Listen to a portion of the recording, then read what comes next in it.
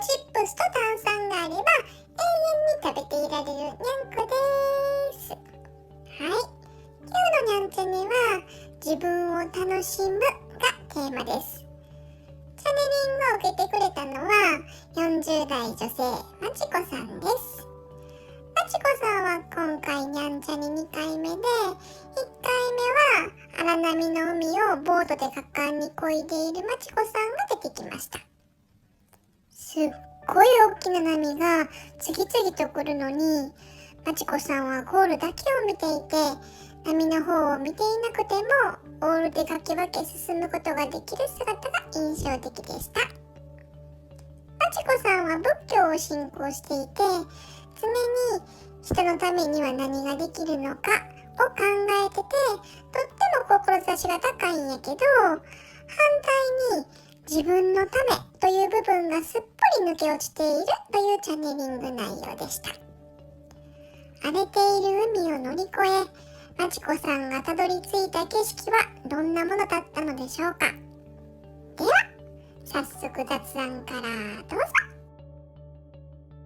さんでもともとなんかスピリチュアル系が好きなんですか？スピリチュアル系っていうか多分、ちょっと不思議ちゃんっていうか、なんで人間なんだろうな、なんで手ってこういう形してるんだろうとか、そういうのを考える子供です。仏教を学んだ時に、最初に宇宙の真理っていうか、スピリチュアルの最初から宇宙の真理即できるみたいな。そこの間口がみんな違うけど、到達するとこは同じなんだなっていうのを気づいて。アスリートでもイチロー選手とかでも皆さん、すごく自分の内面のコントロールっていうのをされるじゃないですか。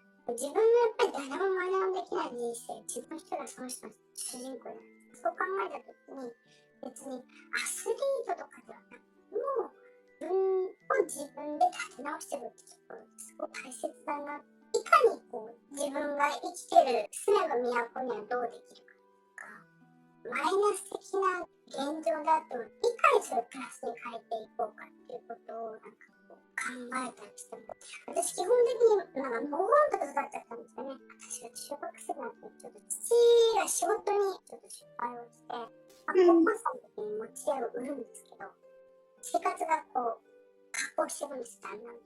そうすると普通の生活レベルからどんどん落ちていくんですよ。私やっぱりのほんと育っちゃって、やってもらうことが当たり前です。親になってみると分かりますけど、やっぱり子供ってお金かかってくるじゃないですか。親って一生懸命やるんだけども、それがやっぱり確保するとともにできなくなるっていう中で、親も大変だったと思うんですね。あげたいけどできない親も、私が20の母が亡くなるんですけど、20歳の時にお前に着物を一つも買ってあげられないって言われた時に、私はすっごい自分のわがままで周りの友達はね、車の免許取らせてもらった、何してもらった。でもうちの親亡くなってくれないのがあって、生きてるだけで精一杯の状況に陥ってしまった。だからそういうことに、20歳の時には、はたと気づいた時に、いやいや、これ私のわがままだったなっていうのもあって、結局短大の後期分の入学金が医療費に回るわけだったので、結局やめたんです。でも私は高校出させてもらった。で、それに、気づけてやめたからよかったんですけど、気づかないでやめてたら一生、あの親のせいで私は中退したんだって、そういう考え方のものを生きてるっていうか。で、そういうところで、仏教があった時に、何かのせいにしての言い訳をしないっていう生き方を教えてもらったというか、そういうところをすごくあって、私結婚したんですけど、主人が認めた職なんですけど、5歳の男の子がいて、もう今年4になりますけど、私5歳から彼と一緒に生活してるんですけど、1歳半で産みのお母さんっていうふうな本当のお母さん知らなくて、私は親になろうっていうよりかは、良き相談者の立ち位置にいたっていう感覚があって、僕はお母さん死んじゃったからかわいそうっていうような生き方を私はさせたくないと。なので、彼にも普通さ、一人しかいない俺の母親をさせてもいいんだもんね、みたいな、すごい大変なことなんですよ。ある意味複雑というか、その5歳児までにおばあちゃん、生みのお母さんのおばあちゃんいたり、主人、おばあちゃんもいたり、主人もいたりすると、すごく右往左往してる姿がすごく見えて、本当そうじゃ関係なく楽しくわーって生きられるのが一番いいと思うんですけど、彼自身がやっぱり少しでもメンタル的に安定っていうのかな。で、生きてもらう。息子はそういうものを背負って、でもきっとそれをこなせるんだろうなと思ったので、それをマイナスと捉えるような関わりはしたくない。そういうものがあるからこそ人の痛みが分かったりとか、いろんな部分でそれをマイナスと捉えるようなっていうよりかプラスに転じて生きていけたら、今思えなくても、ある大人になった時にそれ強みになるんじゃないかとか、マイナス的なものをどうプラスに変えて自分に生かしていくかみたいなのが、3年ぐらいかな、結構大変でしたけど、そういうことがやっぱりこう今の私をいろいろ形作ってるっていうところがたくさんね、なので、前は自分のことがもう本当にすっぽり抜けてた感じでしたけど、何かやってるんですか？自分のために何かする。私何が好きだったんだ、何って思いながらも振り返ると、自分のために使うお金が足りなかったかな、いろいろ思い出されてきたときに、常に私って自分をケチってるっていうか、結局気づいたりとかしたときに、だからって別に法外なものを買うわけじゃないんですけど、ちょっとしたものとかでも、ドーナツでも、なんかうまいなーって思ってて、食べたいなって時そういうのがちょっと満たしに行くとか、過去の自分を癒しに行くみたいな。今でパワハラみたいな、そういういろんなのを受けてきてる学校でやから、と下がってた20代後半ぐらい。その時の自分を思い出したりとか、して自分をこう癒しに行くとか、それがすごくなんか大きかったとか、気づいたというか分かって、そしたらすごく私の中のいろんな塊みたいなのがスーって落ちて、そういう自分の気持ちの境地みたいなのがちょっと出てきた。そんな感じで自分自身を満たすっていうか、なんかすごくウェイトが同じようになってきたのかな。質問とかありますか？今のその生き方のそこによりなんか肝に銘じとけみたいな、そういうメッセージがもしあったら教えて。じゃあよろしくお願いします。お願いします。前船乗ってたじゃないですか。はい。前も乗ってましたよね。船不思議だね。なんで撮ってるかって言ったら、立ってるとすごい見渡せるみたい。で、まちこさんは手を目の上のところにこうやって腰みたいにして、遠くを見るジェスチャーあるじゃないですか。こんな感じで見渡してます。海は今は荒れてなくて、なんかカモメの鳴き声も聞こえるし、夏の海みたいな、なんかこう平和な太陽もさんさんと照ってて、暑いなって感じで、ちょっと眩しい顔してて、でも気持ちいい。波の音も聞こえるし、カモメも鳴いてるし、カモメにマジコさんが持ってたパンをパンってあげて、で、今お昼ご飯食べてます。なんか楽しそう。なんかサンドイッチ食べてます。で、サンドイッチの端っこをピッて取って、カモメにあげてる。で、世界は楽しいなーって。荒波を越えた後の人生、すごい平和みたい、ここは。まあ、太陽がちょっと若干強いんですけど。なんでやろ、なんていうかな、ポカポカしてる春の雪とかじゃなくて、初夏みたいな感じかな。こんな世界見えてんのに、海の底が暗いの。なんかマチコさん分かってるみたい。その暗いのがあるっていうの。海の上は平和なんですよ。まあ初夏なんですけど。でも海の底に、なんていうかな、リトルマーメイドが逃げてくる魔女がいそうな暗がりみたいなのが、ボートの左、ちょっとそばのところら辺にあって、なんかそこが暗いっていうのをマチコさんは理解してる。なんか、そこに暗がりがあると分かりながらサンドイッチ食べてます。なんか不思議だね。なんか、何今の。何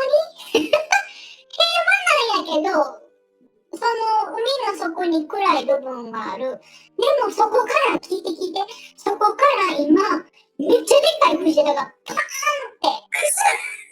クジラなんやろこれ。クジラが縦にパーンってこうジャンプするのわかります？そんな感じで、ふわっと浮き上がってきたとかじゃなくて、縦にパーンって、なんかイルカみたいにうわーってやって、背中から落ちるみたいな感じのクジラが、うわーって言ってびっくりしてる。そんな大きなもの出てきたら、水面がボコってなるし、それでまあ若干ボートも揺れるし、でも、マチコさんはそれを、うわーって嬉しそうに、うわーってこんな間近でみたいな。あー、そっか。あれか。海の暗がりは心の暗がり？ただそれはクジラになるってこと。あわかります？で、マチコさんがわかるよね。すごいな。そうなんねん。結局。暗がりって結局そうなんねん。ピンチはチャンス、すごい宝だな。本当にそう。本当にその暗がりって見えてる時ってめっちゃ怖いっていうか、闇やんね。ここに魔女がいるかもしれへんし、魔女がなんかこれ飲んだらなんかできるよみたいな誘惑もあるかもしれへんし、ダークな方に導くようなことがいっぱいあったりする。でも、それがいずれクジラに変わるっていうのはもう魔女が分かってて、もうすごい大きいし、すごいジャンプできるし、悠々としてるクジラが。生きてるみたいな感じ。大きな海を悠々と泳いでて、もっと良くならなければとかじゃなくて、この大きな海をこういろんなものを感じながら悠々と泳いでる。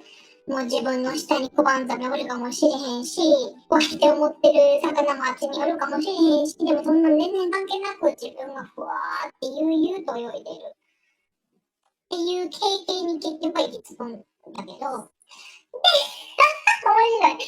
マキマさんがなんで暗がりがあるって分かってんのにサンドイッチを食べれたか。それは、その暗がりが絶対にクジラになるって分かってるから。今クジラが出てきて、うわすごいって思った後も、ほらなってなったやろクジラにみたいな。そうなってるから何にも怖いことなんてない。まあ一瞬はそれもちろんその暗がりあるから何があるか分からへんからそれは怖いかもしれへんけど、いずれは絶対にクジラになるって分かってるから、だからサンドイッチ食べれる。サンドイッチ食べながらこれってどういうことかな、ああこういうとこが自分が直さないといけないとかあったんやなで、サンドイッチの中のなんかこうレタス見ながらって思いながら食べてるんですけど、だから結局は普通の人って暗がり見たくなるんですよ。だって怖いもん。ここから何か襲ってくるかもしれへんし、ないねんけど、ないねんね。そんなんないねんね。でも自分がここと戦わなあかんって思ってはるから、それに対抗する何かっていうのを考えてはんねんけど、でもマジコさんはそこじゃなくって、このものがあるのに対して自分はどうしようかなみたいな軽い感じっていうか、思い詰めてないというか。おかしいんだ、私。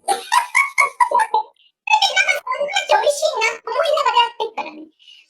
すごいよね。って言いながら、その自分の中で解決していくんです。こう巻きついた毛糸をこう一本一本こうほぐしていくみたいな感じ。でもこの経験をさせてくれてるのは愛やから。神様が見てくれてて、ああ自分がこの暗がりがあるっていうのを神様が教えてくれてるだけ。なぜ暗がりがあるかっていうのを分かったかっていうと、その太陽は酸素も出てるから。すごい大日があって、なんか変なのがある。心の中なんですけど、っていうのを教えてくれてる。で、そうやって自分の中で解きほぐしていくと、だんだんその闇がちっちゃくなっていく。その闇をちらっと見て、それでいいっていう感じかな。で、もしその闇が全く消えなかったとしても、それは今自分が見れないところをここまでちっちゃくするっていうのは今の自分ができること。その先にもっと見ないところがあったとしても、それはいずれ教えてくれると思うし、それが分かる自分になった時にちゃんとそれは解けるわけやから、だから今必死に闇をなくさないといけないとは思ってない。なんか全部、なんていうかな、神様のおぼし飯というか、何が何でもこの闇をなくさなければ、太陽いっぱいの世界にしなければ、とかは思ってない。自分の課題と共存するみたいな感じ。やれるところは今やる。やれないところはやれるときにやる。それでいい。それが人生。だって、闇なんてずっとあるわけやから。自分が人生経験してったら、あれどうなのかなって、やっぱり問題にぶつかるわけやから。問題にぶつかったときに、まだやっぱり海の暗いところがまだ出てくる。それにずっと自分がとらわれてて、しんどいしんどいとか、問題解決しないとか思ってたらずっとしんどい。だから、この闇はあるもの。だから基本的にはその太陽を感じる、風を感じる、カモメにパンもあげる、それを楽しむ。今、手を広げて伸びしてます。気持ちいいな。で、海の向こうの方に今まで自分の経験がクジラになったっていうのが何回かあったみたいで、遠くの方にクジラが泳いでる。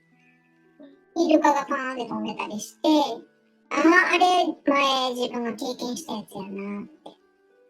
クジラとかイルカがすごい生き生きと泳いでる。その経験があったから、その自由さとか強さとかがあるみたいな感じかな。強がってる強さとかじゃなくて、その人のままであるみたいな自由さ。人の目にとらわれず、他人と比較せず、自分のあるべき姿、自分が掲げた理想とも比較せず、自分のままでいるっていうクジラとかイルカの生き物が増えていく。経験すればそれでいいと思ってる。でもなんでか知らんけど、太陽が強いっていうのがすごい気になんねんな。なんか決して太陽の光が優しいわけじゃないねんな。厳しいような気がするんですよ。なんか焼けるんですよ。だってこんなってたら絶対日焼けするし、日焼けしたらちょっと痛いし。マチコさんも太陽の光が強いなと思ってて、肌のケアをしてます。化粧水を脱脂面に含ませて、それをちょんちょんちょんってして、お肌に、腕のところにパンパンパンパンって化粧水つけてるんです。もうこの太陽の光強いなみたいな感じで。で、今日傘さしました。日陰にいるとすごい楽なんです。だって直射日光浴びてないから、風が気持ちよくなるし、体が楽みたい。なんかね、太陽の光を気にしながらお経読んでる。なんかさっきまでは傘手に持ってたんですけど、今手になんかお経書いてある本みたいなの、教文だ。なんていうかな、蛇腹になってるやつ。そうです。すごい。だから、傘をね、首のところにやって、で、標語みたいなやつを手に持ってて、それを読みながら、太陽気にしてんの。ほなあかんと思ってるみたいな。傘がちょっと斜めになってるから、傘を差しながら教本読もうとしてるから、ちゃんと日陰が作られへんくって。傘持ちながら教本読むってすごい難しいから、自分の心地いい光が作れないの。日傘を優先していいんじゃないですかってことちゃうかな。自分の心地よさ優先させてもいいんじゃないですかってこと。教えは素晴らしいと思うんですよ。私別に仏教知らないですけど。すっごい大事なこときっといっぱいあるんやと思うけど、光が、なんていうかな、厳ししいっていうか、ストイックっていうか、まあ、そこまでストイックってわけでもないかもしれんけど、その、春の心地よさじゃないってこと。自分の空をどう変えるのも自分なんですよ。そうです。まちこさんの空は、初夏だから、太陽の光はちょっと厳しいっていうか、ああ、私はストイックなんだ。っていうことかな。基本的に多分ストイックなところあるんだと思うんだよ。でもそれが仏教から来てるみたいな感じかな。あなんでこの海の中の闇がほんまにちゃんと闇やなって分かってるかっていうと、それは太陽の光がちゃんと明るいからなんです。それは全くその通り。ただ、ちょっと強すぎる若干やと思うけどね。すごいなんか日焼けしても病院行かないといけないとかじゃないけど、ちょっと気にして化粧水塗らなあかんなとか、ぐらいは強い。そうなってしまうと、本人が弱っちゃうから、太陽は強ければ強いほどいいってわけじゃないじゃないですか。だから、本当に、目指すところは宇宙みたいなところ。クジラが悠々と泳いでるみたいな感じで、力入れずに、ふわーっと、ただあるみたいな感じ。そのところに多分行くのがいいやろね。だから今、マチコさんは困ってます。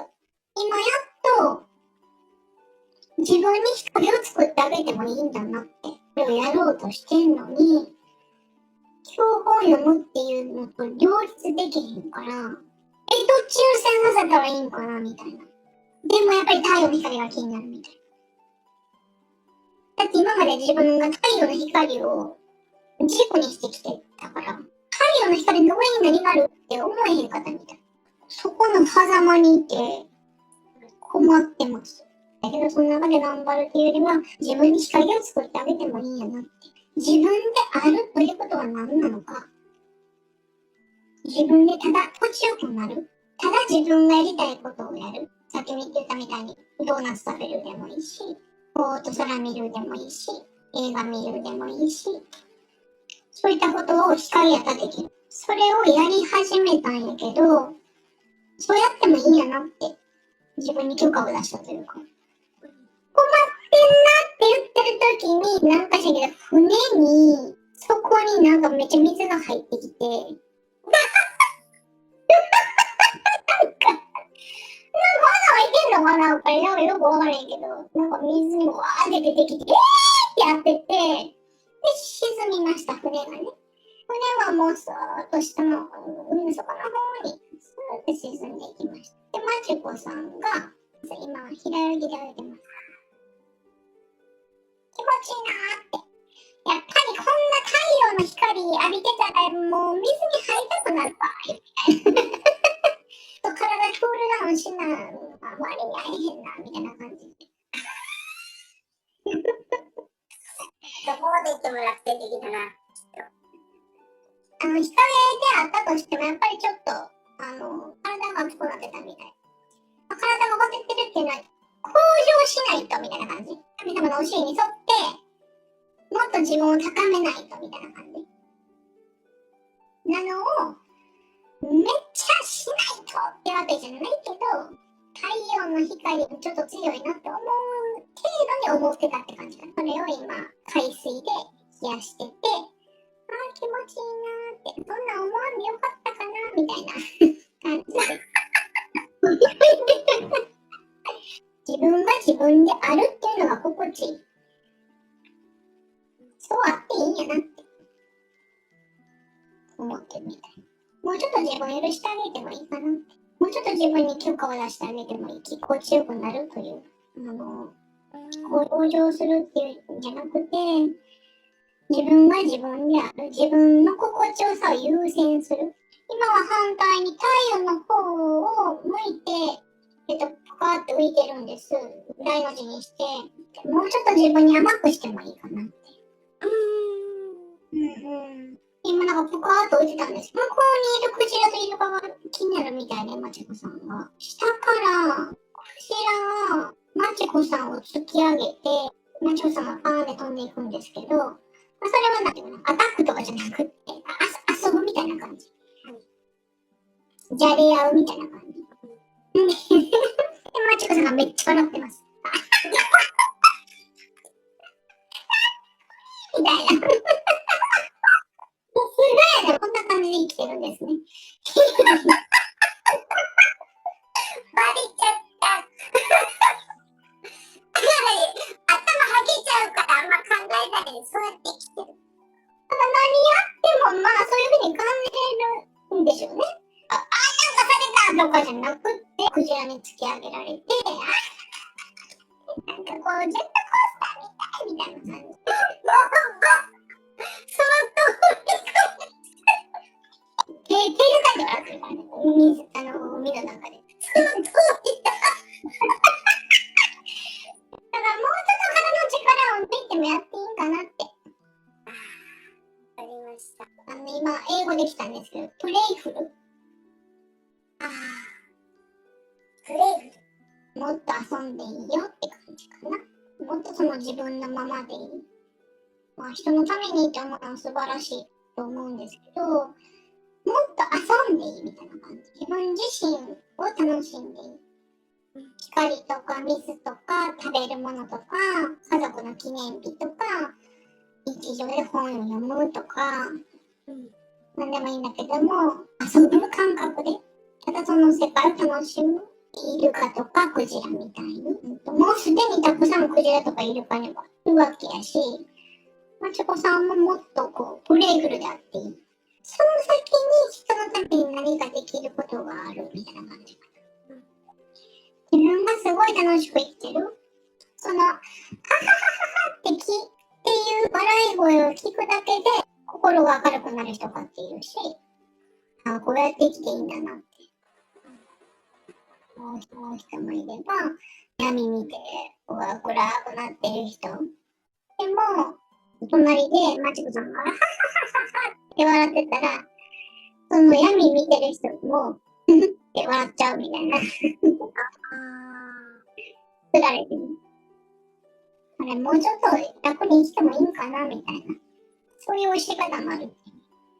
マチコさんにだって絶対闇いっぱいあったはずやのに、こんなに笑えるんや。っていう見本みたいなのを見せてあげれるわけやから、マチコさんは。そういう照らし方があるってこと。人って帰れないから、こうやってするんだよって言ったとしても、その人がそういうタイミングじゃなかったらも絶対入ってけへんし。そうですね。でも、こう、ははははははっていう光を照らしてあげるってのはできる。それは誰でもいいわけじゃなくって、マチコさんみたいにいろんなものを経験した。でそしてそれをクジラとかイルカに変えた。やってきた人が、その、はははははって笑ってるからこそ、こう説得力があるという。そういうやり方もあるよってこと。それは人に何かを教えてあげるとか、自分が向上するとかじゃないかもしれへんけど。すごい深い。ねえ。だから、そういう生き方もあるっていうのを、イラさんが教えてくれた。みたいな。何か課題が来たとしても絶対取り込むやん。絶対楽しんで取り込むやん。もうサンドイッチ食べながらやるやん。カモメにそのパンを分けてあげるぐらいの余裕持って向き合うやん。そうしてもう絶対クジラとイルカに帰れるからさ。ほんでそれがその時にできひんくてもそれでもいいやんで、ちゃんと自分に許可も出してるし、それってすごいことやんね。それができへんくてみんな悩んでるのにさ。それができてるんやからさ、もう、クジラと遊んだらいいんじゃないですか。自分を楽しむということに許可を出していいよっていうのがメッセージだと思います。ありがとうございます。はい。今日も笑いいっぱいのチャネリングでした。いろんな経験をした結果、あはははははと笑えるマチコさんが素敵やなと思ったわ。人のためにというのも素晴らしいけど、ただその人が輝き、その結果いろんな人を照らすという方法に切り替わる転換期だそうです。